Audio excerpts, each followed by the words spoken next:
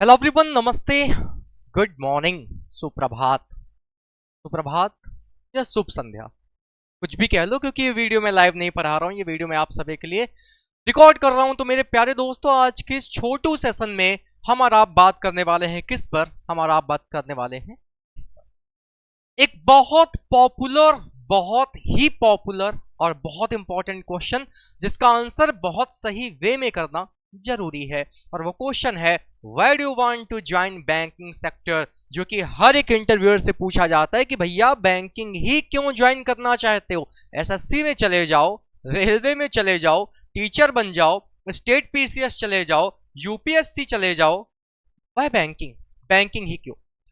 ये वो क्वेश्चन है दोस्तों जिसका answer examiner in the sense interviewer जब आपसे पूछता है तो आप उसको रटा रटाया आंसर भी ना करो। आप उसको ये भी ना कहो कि बहुत फॉर्मल आपने बोल दिया मैं देश सेवा करना चाहता हूं और मैंने देश सेवा करने के लिए बैंकिंग सेक्टर को ज्वाइन किया। वो तो तुरंत कह देंगे देश सेवा करनी है तो आर्मी में जाओ, बैंकिंग क्यों? तो बड़ा जेन्युइन आंसर जो है वो हमें और आपको इंटरव्यूअर को बताना है। तो वो आंसर आप कैसे बताओगे? किन किन पॉइंट्स को ध्यान में रखना है? जब आप अपना आंसर दोगे ना, आपके आंसर से ही वो वापस क्वेश्चन बनाएंगे। तो जब वो वापस क्वेश्चन बनाएंगे, देन आपने क्या करना है? देन आपने उनको फिर से आंसर देना है।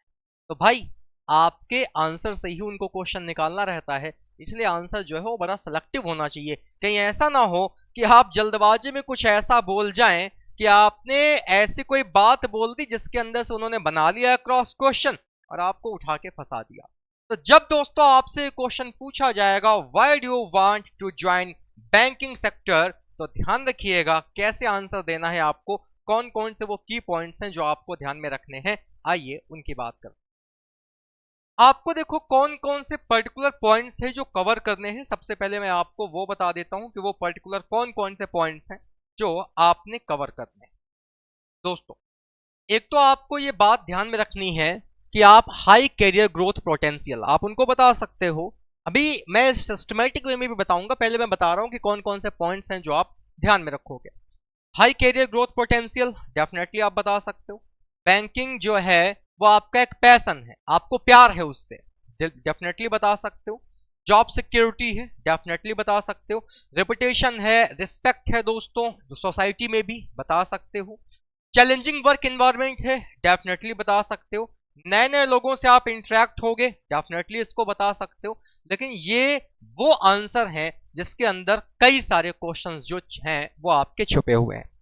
जब बात आती है आपसे, आपका इंटरव्यू पूछता है कि आप बैंकिंग सेक्टर को क्यों ज्वाइन करना चाहते हो, तो सबका कुछ ऐसा ही जवाब होता है कि यहाँ पे ग्रोथ बहुत अच्छी है, कम टाइम में ज्यादा अच्छी ग्रोथ कर सकते हैं, मुझे बैंकिंग की जॉब बहुत पसंद है, दिस इज माय पैशन, मुझे और किसी काम को करने में मन नहीं लगता है और किसी जॉब को करने में। यहाँ पे जॉब सिक्योरिटी है, जॉब सिक्योरिटी के साथ साथ ये रिपीटेड जॉब है, सोसाइटी में इज्जत है, चैलेंजिंग वर्क एनवायरनमेंट है, लगातार हम नए नए लोगों से इंटरेक्ट करेंगे। ये आप वो कॉमन आंसर है जो सब बताते हैं। मामला कब फंसता है मैं आपको बताता हूं। जब आप ये सारी चीजें बताओगे ना, तो इन सारी चीजों को बताते ही आपका इंटरव्यू तुरंत आपसे पूछेगा देन व्हाई आरआरबी। वो आपसे तुरंत पूछेगा कि ठीक है, आपको इतना ही प्रेम है अगर बैंकिंग सेक्टर से, तो बैंकिंग सेक्टर में फिर आप आईबीपीएस पीओ ज्वाइन कर लेते, आप आईबीपीएस क्लर्क ज्वाइन कर लेते, आप एसबीआई पीओ ज्वाइन कर लेते, एसबीआई क्लर्क ज्वाइन कर लेते। आरआरबी ही ज्वाइन करने के पीछे की क्या वजह थी? तो जब आपसे आपका इंटरव्यूअर ये पूछेगा कि वाई आरआरबी, तो आप उनको बता सकते हो कि सर, अगर मैं आईबीपीएस या एसबीआई के कह सकते हो मतलब पीओ के ज्वाइन करता या आईबीपीएस को अगर ज्वाइन करता, तो मेरी जो पोस्टिंग है वो ग्रामीण इलाकों में बहुत रेयरली होती, क्योंकि ग्रामीण इलाकों में आपको इनकी ब्रांचेस नहीं मिलेंगी, किसकी? पब्लिक सेक्टर की। लेकिन अगर मैं आरआरबी की बात करूंगा तो यहां मुझे ग्रामीण जो क्षेत्र हैं, जो आप कह सकते हो ऐसे इलाके हैं जहां पे बहुत ज्यादा विकास नहीं है, वहां पे भी मेरी पोस्टिंग होगी। मैं बचपन से मैंने अपनी पढ़ाई लिखाई और सारी चीजें जो है वो शहर में रह के पूरी की हैं। मुझे गांव के एनवायरनमेंट को समझना है, मुझे वहां के लोगों से मिलना है, मुझे उनकी समस्याएं जाननी है। तो वो जो मेरा इंटरेक्शन है ग्रामीण लोगों से, वो आईबीपीएस या एसबीआई की जॉब करके ना हो पाता, इसीलिए मैंने आरआरबी चूज किया। ये एक बेस्ट आंसर है, क्योंकि दोनों में फिर फर्क यही है, क्योंकि ग्रोथ की बात करोगे तो ग्रोथ तो यार बैंकिंग सेक्टर में है, तो आरआरबी के साथ साथ फिर आपको पब्लिक सेक्टर में भी मिलेगी। ऐसा तो है नहीं कि केवल यही ग्रोथ मिलेगी। तो आप ऐसे अपने आप को डिफाइन कर सकते हो कि मुझे ग्रामीण एरियाज जो हैं उनको एक्सप्लोर करना है, मुझे वहां के लोगों से मिलना है, मुझे उनकी समस्याएं जाननी है, उनकी समस्याओं का मुझे निवारण करना है, इसलिए मैंने प्रेफर किया कि मैं आरआरबी को ही चूज। अगली बात, जब आप ये कहोगे ना कि हाई कैरियर ग्रोथ पोटेंशियल है, तो डेफिनेटली वो आपसे तुरंत कहेंगे कि अगर आप हाई ग्रोथ की बात करोगे तो हाई ग्रोथ तो आपके अदर डिपार्टमेंट में भी है। आप एसएससी में चले जाओ, टैक्स डिपार्टमेंट है, और आपका एक्सटर्नल अफेयर्स है, कई सारे डिपार्टमेंट हैं। आप रेलवेज में चले जाओ, वहां तो हर साल जब भी आपकी 3 साल की जॉब पूरी हो जाती है, हर साल डिपार्टमेंटल एग्जाम होते हैं, और डिपार्टमेंटल एग्जाम के बाद आप एग्जाम पास करो, तुरंत आप कहाँ, अगर आप ग्रुप डी में भी हो तो ग्रुप डी से सीधे स्टेशन मास्टर बन सकते हो। तो हाई ग्रोथ पोटेंशियल तो वहां भी है। हाई ग्रोथ पोटेंशियल जो है वो तो आपका टीचिंग में भी हो सकता है, वो तो आपका अदर सेक्टर भी हो सकता है। देन बैंक ही क्यों, तो आप उनको ये बता सकते हो कि जब मैंने अपना ग्रेजुएशन कंप्लीट किया तो मैंने सारे जितने भी गवर्नमेंट, क्योंकि मुझे गवर्नमेंट जॉब करनी थी, मैंने जितने भी गवर्नमेंट सेक्टर हैं सबको देखा, उन सब में मुझे सबसे बेस्ट सेक्टर जो है वो बैंकिंग सेक्टर लगा। और मैंने ट्राई भी किया, आप उनको बता सकते हो कि मैंने अदर सेक्टर्स में जाने का ट्राई भी किया, बट मुझे वहां इंटरेस्ट नहीं आ रहा था। जब हम किसी काम को करने जाते हैं तो उस काम को करके अगर हमको सेल्फ सेटिस्फैक्शन नहीं मिल रहा है, इसका मतलब वो काम हमारे लिए परफेक्ट नहीं है। फिर आप किसी की इंस्पिरेशन बता सकते हो कि मेरे फैमिली में या मेरा कोई दोस्त या ऐसे किसी को बता सकते हो कि मैं उनसे इंस्पायर हुआ, वो बैंकिंग में काम कर रहे थे, उनको देखकर मेरा भी पैशन और लव जो है वो बैंकिंग सेक्टर ही बना। बाकी ऐसा नहीं है कि अदर सेक्टर में हाई ग्रोथ पोटेंशियल नहीं है, बट मैंने क्योंकि बैंकिंग को ज्वाइन किया, और बैंकिंग की अगर बात करेंगे तो अदर के कंपैरिजन में बैंकिंग में जो ग्रोथ है वो थोड़ा सा फास्ट है। आप ऐसे इसको रिलेट कर सकते हो। फिर जब आप उनको बताओगे जॉब सिक्योरिटी, तो जॉब सिक्योरिटी में वो आपको फंसा सकते हैं। जॉब सिक्योरिटी में वो आपसे कहेंगे कि आप जॉब सिक्योरिटी की बात कर रहे हो, जॉब सिक्योरिटी तो सारी जितनी भी सरकारी नौकरियां हैं सब में है। और वो एक क्वेश्चन जो आजकल बड़ा पॉपुलर, जिसपे आपको यहां घेरेंगे, वो कहेंगे कि आज आपकी जॉब सिक्योर है, मान लो कल का हो जाए कि सारी जितने भी बैंक हैं सबका प्राइवेटाइजेशन हो जाए और सबको प्राइवेट कर दिया जाए, फिर आप गवर्नमेंट ना रह के आप अगर प्राइवेट बना दिए जाओगे तो तब तो आपकी फिर कह सकते हो जॉब सिक्योरिटी नहीं रह जाएगी, क्योंकि प्राइवेट कर्मचारियों की जॉब सिक्योरिटी नहीं होती है।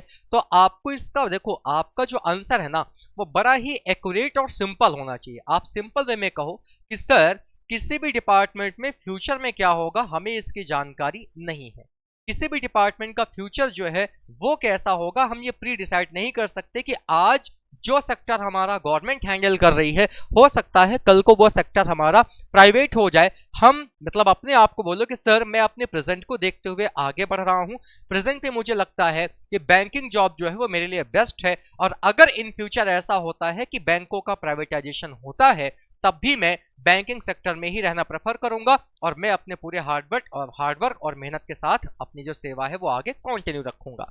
इसके बाद दोस्तों जब आप बताओगे कि रिप्यूटेड है, रिस्पेक्ट है, तो वो आपसे कहेंगे कि ये तो आपको अदर मिल जाएगी। वो इस पे आपको डेफिनेटली घेरेंगे, इसी पे उनका एक आंसर होगा, बार बार नहीं होगा। तो जब वो इस पे किसी भी में आपको घेरे ना कि रेपुटेशन तो अदर जगह भी है, जॉब सिक्योरिटी तो अदर भी है, तो आप इसको सिंपल सा एक जो आंसर है उससे रिलेट कराना, and that answer is this. इन सारे क्वेश्चंस का एक सिंपल सा यही जवाब है कि सर अदर सेक्टर में नो डाउट सारी चीजें हैं, वो चाहे टीचिंग लाइन हो, वो चाहे एसएससी का कोई डिपार्टमेंट हो, वो चाहे आपका रेलवे या बैंकिंग का कोई डिपार्टमेंट हो, लेकिन सर मैं इस लाइन पे आप घिर सकते हो, इस पे आप टिके रह सकते हो। मैंने आपको जैसा कि बताया कि मेरा ग्रेजुएशन के बाद जब मैंने सरकारी नौकरी करने का सपना देखा तो उन सारी सरकारी नौकरियों में मुझे जिसने आकर्षित किया, मैं जिस कह सकते हो जॉब से इंप्रेस हुआ, वो सर केवल और केवल बैंकिंग सेक्टर था। मैंने स्टार्टिंग के 3 से 4 महीने अदर सेक्टर्स की तैयारी करने का सोचा, मैंने किया भी, बट मुझे वो सेल्फ सेटिस्फैक्शन नहीं मिला, so that's why I want to join banking sector. तो ये सारे पॉइंट्स जो हैं वो डेफिनेटली आपको अपने ध्यान में रखने हैं, लेकिन इन पॉइंट्स से जो आपके क्रॉस क्वेश्चन बनेंगे उन क्रॉस क्वेश्चंस का आंसर देने के लिए भी आपको क्या करना है, अपने आप को तैयार करना है। देखो इंटरव्यू की एक बड़ी खास बात बताता हूं, इंटरव्यू में जब आपका इंटरव्यूअर आपसे कोई भी क्वेश्चन पूछता है, अभी तो मैंने इस एक सिंगल क्वेश्चन को कवर किया, वो आपसे कोई भी अगर एक सिंगल क्वेश्चन पूछता है, उस सिंगल क्वेश्चन का आंसर आपको ऐसा बताना है दोस्तों कि उस आंसर के अंदर से अगर वो क्वेश्चन बनाता है तो आप उसका आंसर इजिली दे पाओ। इस बात का बहुत बढ़िया तरीके से आपको ध्यान रखना है कि कोई भी बात उसने आपसे पूछी तो आप उसका आंसर अगर दे रहे हो तो इन सारी बातों को ध्यान में रखिएगा कि कहीं आप कुछ ऐसा ना बोल जाएं जिससे आपको ही प्रॉब्लम फेस करने पड़ जाए। मैं इसका एक छोटा सा आपको एग्जांपल देता हूं।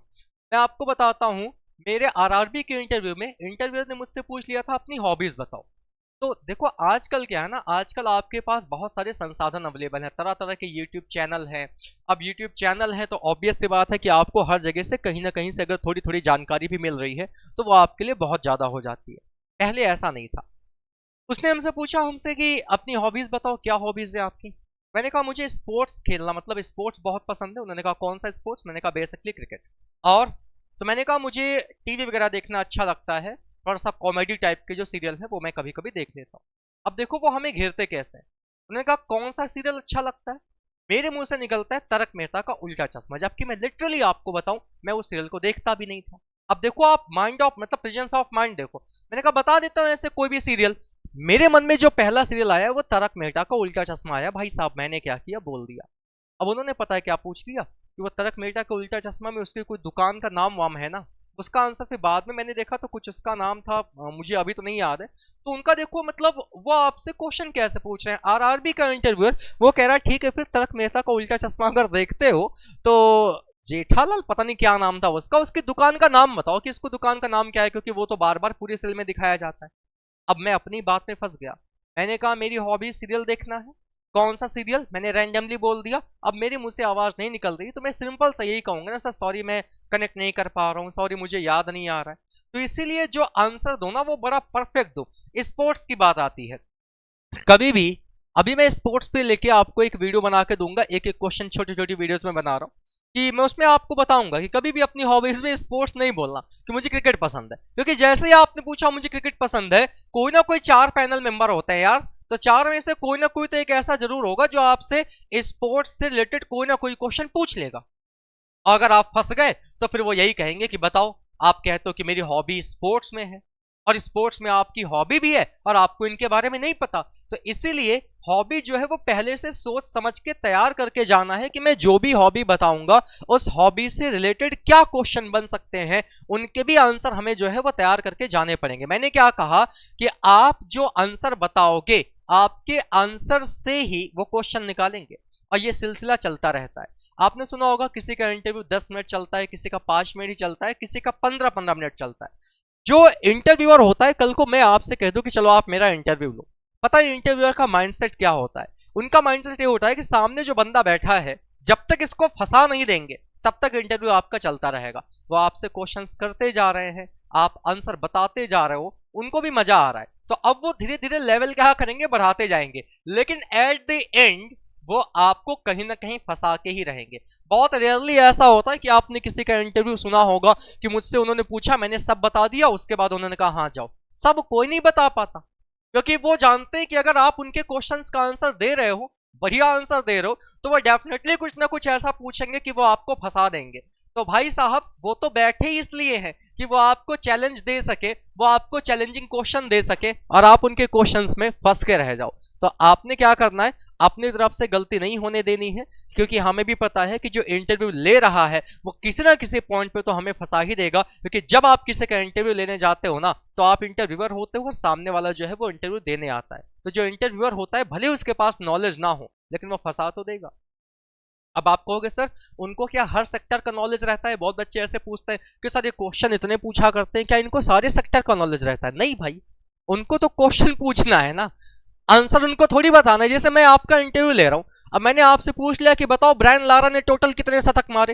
हो सकता है मुझे ही ना पता हो, मैं पैनल में बैठा हूं, मैंने आपसे तो पूछ लिया क्योंकि आपने कहा मैं क्रिकेट बहुत देखता हूं, वेस्ट इंडीज श्रीलंका, आपने दुनिया भर के क्रिकेट को बता दिया कि ये मेरे फेवरेट हैं। अब मैंने पूछ लिया कि उन्होंने कितने शतक मारे, मुझे आंसर नहीं पता, लेकिन मैं तो ये देखना चाहता हूं ना कि आप बता पा रहे हो कि नहीं बता पा रहे हो। और इंटरव्यू का सबसे बड़ा पॉइंट, जो सबसे अच्छी बात है जो माइंड में हमेशा रखनी होती है कि कभी गलत आंसर नहीं बताना है। भले ही आप ना बता पाओ तो सीधे से उनको साफ सुथरा कह दो सर सॉरी मैं कनेक्ट नहीं कर पा रहा हूं, मैं इतने समय याद नहीं कर पा रहा हूं, लेकिन गलत नहीं बोलना, वहां तुक्का मार के नहीं आना है कि उन्होंने आपसे पूछा कितने शतक मारे हैं, तुमने कहा अच्छा हाँ सर याद आ गया उन्होंने 150 मारे। क्योंकि आप जब निकल के बाहर जाओगे ना, उनको अगर उन्होंने कोई ऐसा क्वेश्चन पूछा होगा जिसका आंसर उनको नहीं आता, वो तुरंत उसको चेक करेंगे कि आपने जो आंसर बताया वो सही है या नहीं सही है। तो इसलिए ओवर स्मार्ट नहीं बनना है। So thank you so much everyone. ये एक क्वेश्चन था, बड़ा पॉपुलर क्वेश्चन था। उम्मीद है कि इस वीडियो से आपने काफी कुछ सीखा होगा। ऐसे ही नेक्स्ट और अगले एक बहुत प्यारे क्वेश्चन के साथ हम लोग मिलेंगे, हाउ टू इंट्रोड्यूस योरसेल्फ। मैं बोल के बताऊंगा आपको कि कैसे आपको अपने आप को इंट्रोड्यूस करना है in Hindi and in English also. Thank you so much, bye everyone.